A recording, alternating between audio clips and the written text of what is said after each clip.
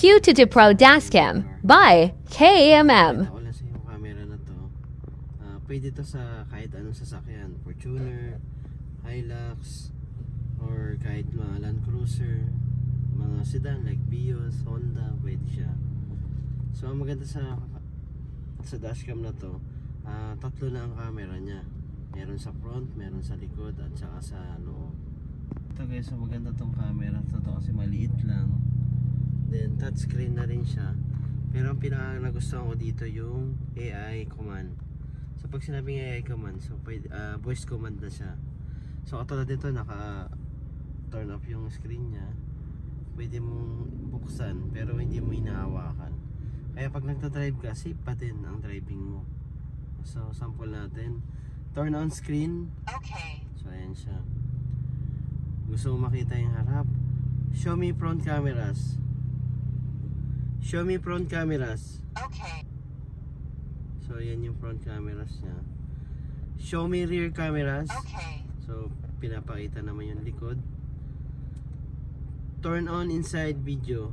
So ayan katulad guys. Ito yung pinakalikod niya. Yan. Tapos pwede rin natin i-view yung loob. Sabihin mo lang inside video on. Okay. So ito yung loob.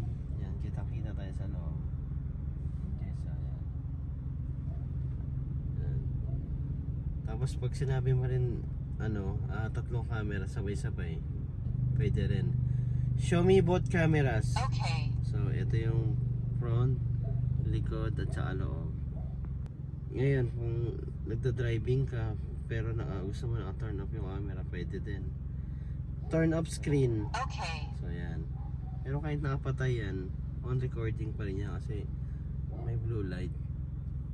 So kahit nakapatay siya, on recording pa din. Kung gusto mo ulit siya buksan, sabihin mo lang turn on screen. Okay. Yan.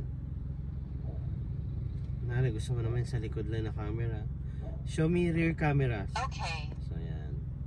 Ngayon kung may gusto ang picturean plate or any object, pwede mo rin siyang i-capture ng camera. Sabihin mo lang take photo. Ito yung mga pwede mong sabihin doon sa mga yan, sa camera. Yan, mga yan sa voice command. Yan. Yan. Ito yung mga pwede mo sabihin sa voice command guys. Yan. So ngayon, di ba nagre-recording siya? So pwede mo rin siyang iset ng picture. Take photo. Take photo. Guys, katulad nyo, nagta-drive ka. So at least nabo-voice command mo lang yung dashcam mo, di ba? So sobrang convenient at saka sobrang linaw din sa gabi. At 4K resolution po siya. Ito siya guys, ayan, 3 cameras. Front, tsaka sa back, then sa inside. Yan. QCY Q22 Pro Dashcam under ng QCY.